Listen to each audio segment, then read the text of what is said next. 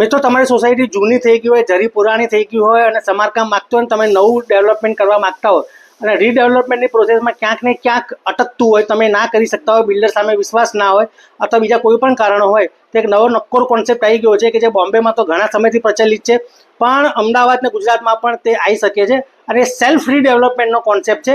Self redevelopment કેવી રીતે થાય, એના ફાયદા શું છે, એના ગેરફાયદા શું છે, એમાં શું શું ધ્યાન રાખવું જોઈએ, એ તમામ માહિતી મેં આજે અમદાવાદ મિરર ન્યૂઝપેપરમાં લખી છે અને એનું આર્ટિકલની જે કટિંગ છે એ મેં મારા જે સ્ટોરીમાં અને ફીડમાં મૂકેલું છે.